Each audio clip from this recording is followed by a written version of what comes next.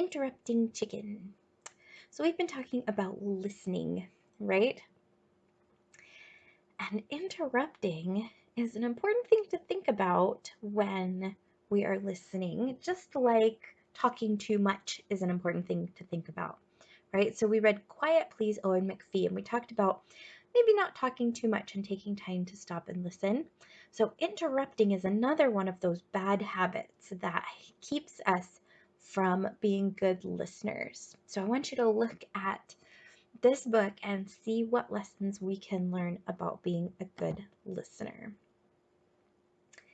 It was bedtime for the little red chicken. Okay, my little chicken, said Papa. Are you ready to go to sleep? Yes, Papa, but you forgot something. What's that? Asked Papa. A bedtime story. All right, said Papa. I'll read one of your favorites. And of course, you are not going to interrupt the story tonight, are you? Oh, no, Papa, I'll be good. Hansel and Gretel. Hansel and Gretel were very hungry. Deep in the woods, they found a house made of candy. Nibble, nibble, nibble, they began to eat the house until the old woman who lived there came out and said, What lovely children! Why don't you come inside? They were just about to follow her when out jumped a little red chicken, and she said, Don't go in, she's a witch! So Hansel and Gretel didn't. The end. Chicken? Yes, Papa? You interrupted the story. Try not to get so involved. I'm sorry, Papa, but she really was a witch. Well, you're supposed to be relaxing so you can fall asleep. Let's try another story. I'll be good. Little Red Riding Hood. Take the basket of goodies to Grandma, said Little Red Riding Hood's mother, but don't stray from the path. The woods are full of danger. Red Riding Hood skipped through the deep woods. By and by she met a wolf who wished her good morning. She was about to answer him when out jumped a little red chicken, and she said, Don't talk to strangers! So Little Red Riding Hood didn't. The end. Chicken. Yes, Papa? You did it again. You interrupted 2 stories, and you're not even sleepy. I know, Papa. I'm sorry, but he was a mean old wolf. Yes, now get back into bed. Okay, Papa. Let's try one more little story, and I'll be good. Chicken Little. Chicken Little was hit on the head by an acorn.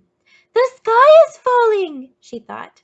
She was about to run off and warn Goosey Lucy, Ducky Lucky, Henny Penny, and everyone on the farm the sky was falling when out jumped a little red chicken, and she said, Don't panic, it was just an acorn. So Chicken Little didn't. The end. Chicken. Yes, Papa? You did it again. Oh, Papa, I couldn't let the little chicken get all upset over an acorn.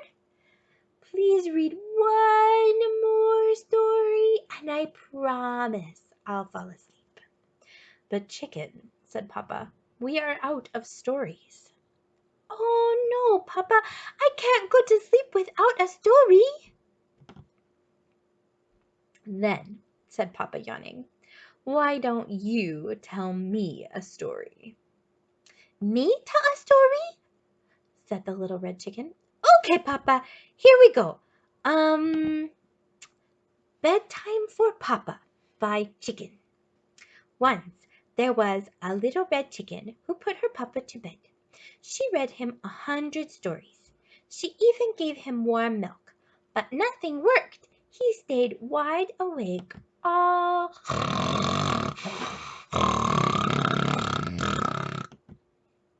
Papa? Good night, Papa. The end. All right, what did we learn about interrupting? Can you get the whole story when you interrupt? Or do you miss things? Do people want to talk to you and tell you stories when you interrupt? Not really, huh? So it is important to make sure that you are listening, and we want to listen with our whole bodies. So let's look at how to do that. So you should recognize this picture from class. We have this poster in our classroom, don't we? And in it, it has our listening monster with our tips for good listening, right? And we use our ears to listen, and our eyes are watching whoever is speaking, right? So that we use our eyes when we're listening. Our lips are closed to show the person that's speaking that we are going to be respectful and listen. Our hands are quiet, or our hands are still, and our feet are quiet, right? So that is how we get our body ready to listen, right? And then I'm going to show you 2 new parts to this whole body listening, in addition to what we've been working on so far this year. So in addition to kind of getting our body lined up to listen so that it is quiet and engaged, we also need to engage our brains. Our brains need to be thinking about what the person who is talking about. Our brains shouldn't be thinking about what we are going to have for snack next, or what we did at home this morning, or something totally different when somebody is talking to us. To be a good listener, we need to use our brain to think about what they are saying and how are we going to use that information. Do we have any questions? Things like that. Then we also need to listen with our hearts. What does it mean to listen with your heart, do you think? So when we listen with our heart, we are trying to understand what the other person is saying, but also what they're feeling and what they mean, so that we can feel what they are feeling and help them feel understood, right? So we're trying to connect with that person to feel what it is that they are feeling. And that is a really important part of being a good listener too. And our last listening video this week for my Tuesday, Thursday students, this is an extra video that you can watch later this week, is Rabbit Listened. And in that book, he really listens with his heart. It's a good listening with your heart book. So those are our parts of whole body listening. Now I'm going to show you my picture of a listening monster that I created with the same pieces that you got to do your own listening monster picture at home, your own listening monster poster. So you're going to make one of these. You can pick whichever pieces you want to make your own listening monster poster. And I want you to notice all of the different parts.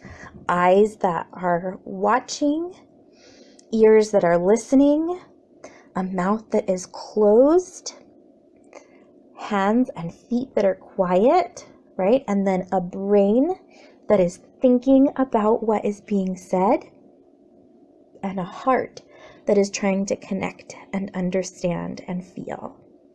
All right, my friends, have a great time making your posters and use them to help you remember to be a great whole body listener.